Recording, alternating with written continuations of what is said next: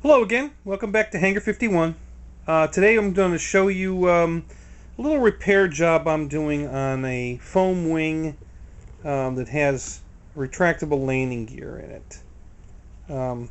You've probably run into this problem if you've got a foam airplane with retracts, a bad landing, or even a bad takeoff. In my case, it was a bad takeoff. I hit a, for those that don't know, I fly out of a cow field, and I hit a cow patty, and it ripped the landing gear right out of the wing. So here's what, and I've already started the repair, so some of this is already done, and also to save you from the boring parts of the video. But essentially, and this is an FMS, this is the FMS 1400 millimeters P-47, but most airplanes are built the same way to somewhat. So this is the plastic insert that goes in through the top of the wing, and it just has 4 little holes drilled through the foam, and then it's all wallowed out for the landing gear to go through. But essentially, there's just a little bit of foam holding this thing together. I don't know whose idea this was, but this is really a bad idea. Because when you take the insert off the foam, okay, this is the actual piece that the gear bolts to, like this, through the foam. And this is all the foam that you have holding that in. This little bit here on the ends and across here, it's a very, very thin piece of foam. And when you've got a near 6-pound airplane, that's not going to work. I mean, you just rip this right out of the wing. If you don't have perfect takeoff and landings off of a smooth paved runway, this is what you're going to get. So I've eliminated all of this.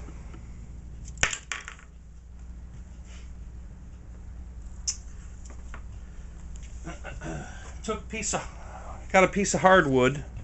This is actually a piece of pine, I think. It's a 2x2 square, and I made myself a little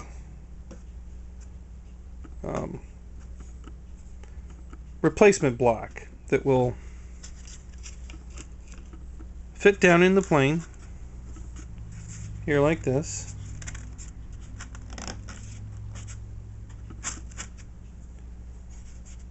And then bolt the gear into that to replace it. And then I'm going to put a foam plug in the top of the wing and sand and smooth that to cover the hole. But that's going to be the new mount. But I went one even better, because I really want it to stay in the wing this time. So the final piece is this. And that's the block of wood, and it has a carbon fiber dowel drilled and glued right through the middle of it.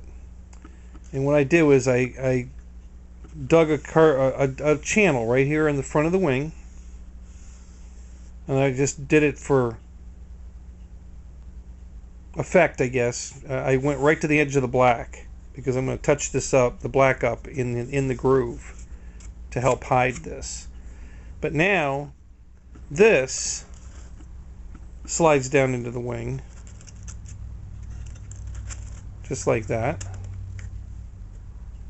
Carbon fiber tube will be glued through here. There'll be epoxy all the way around the wood and on the carbon fiber rod that's going all the way across here. And then this bolts into that like this. And with that, that is not coming out of the wing. There's no way I'm going to rip that out of the wing. That's going to rip the whole wing off. So that's my fix for the bad design foam wing. I think this is going to work out pretty good. Got to put the 4 screws back through it. I actually have the screws going right through the carbon fiber tube on the front. I couldn't do it on the back. Well, honestly, I could have done it on the back, but decided that I didn't need it. The front was really where it was more important. And there's a flat carbon fiber reinforcement spar right through the wing here. So this round bar that I put through the block is actually going to glue up right against the flat one that was already in the wing. So when that's all epoxy together, that should be a very strong repair. I don't think that's coming out of the wing.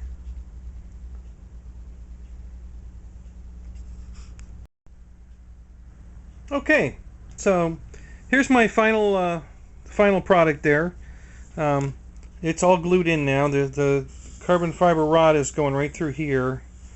And then, of course, I just, I use 30-minute epoxy to set the wooden block and the carbon fiber rod into the foam. And then I use a second thing of epoxy to fill this trough here so it would smooth out. And then I just took some black paint and filled it in with paint. And there you are. Looks beautiful. Looks perfect. It's definitely going to work. And there's the gear down, gear up, and real nice. Came out really good.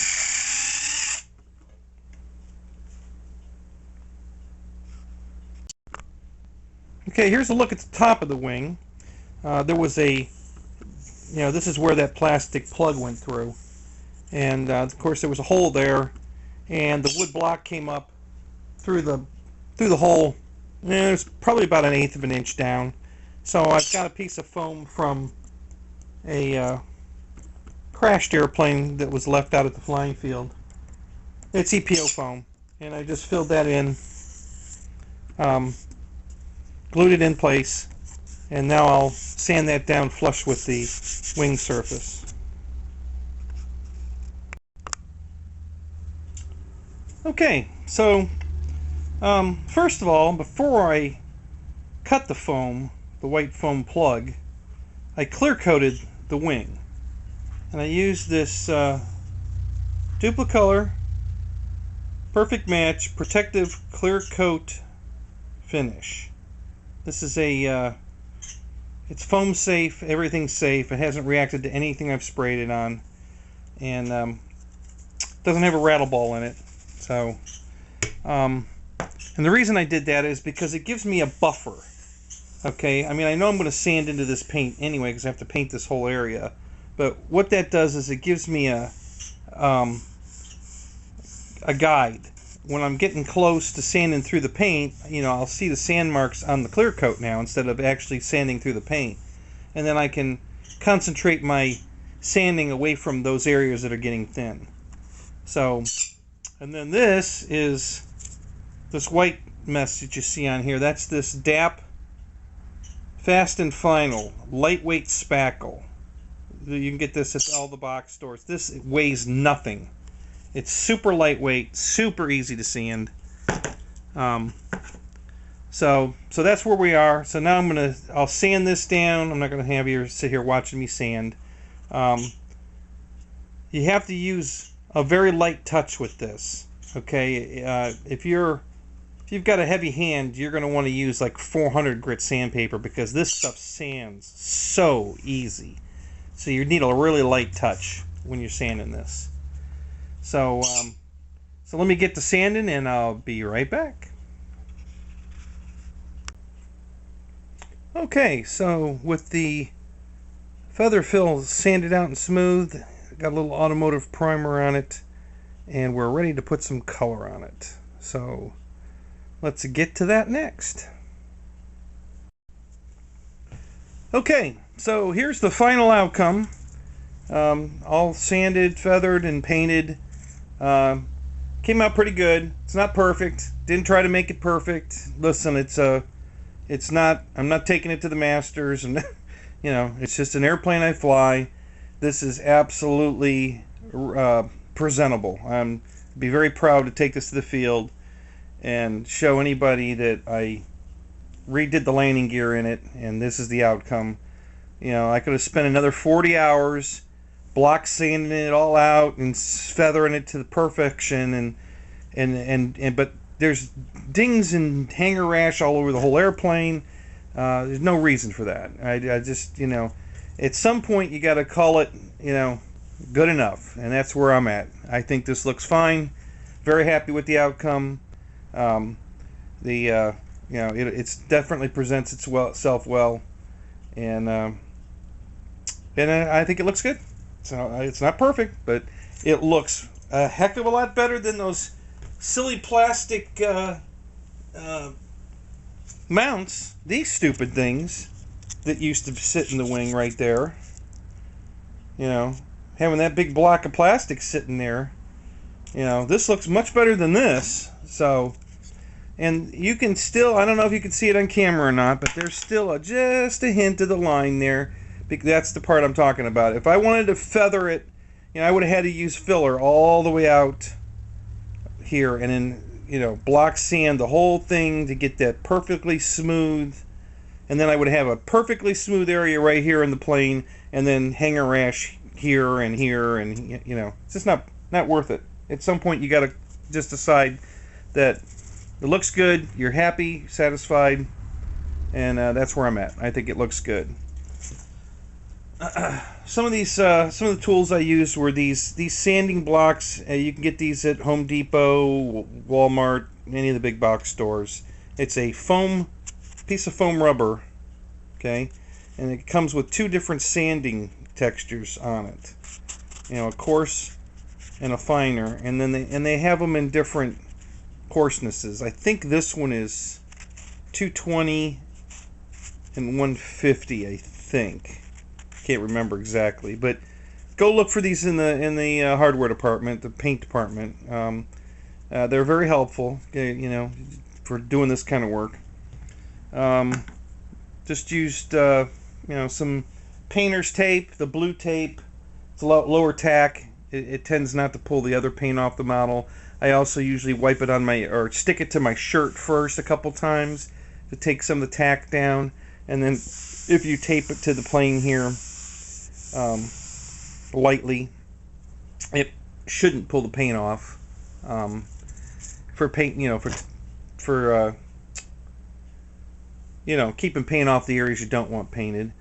Some of the other things I've done to this model, I'll try to give you a better picture of that.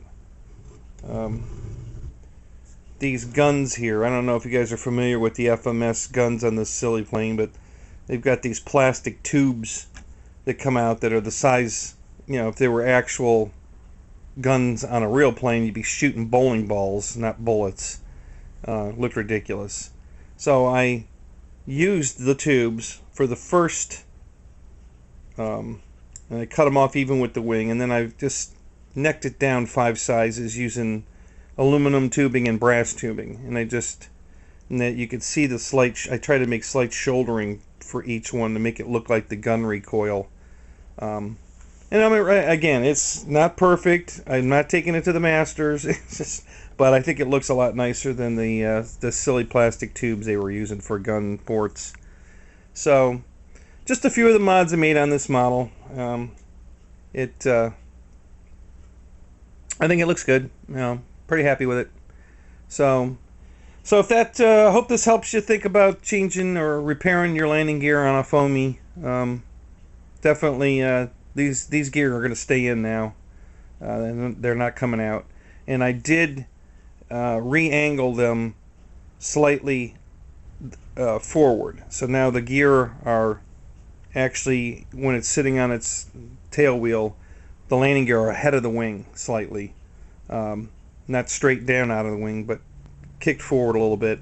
And when the gear goes up, the back edge of the gear door is up in the air just a little bit off the wing. You're never going to see that from the air.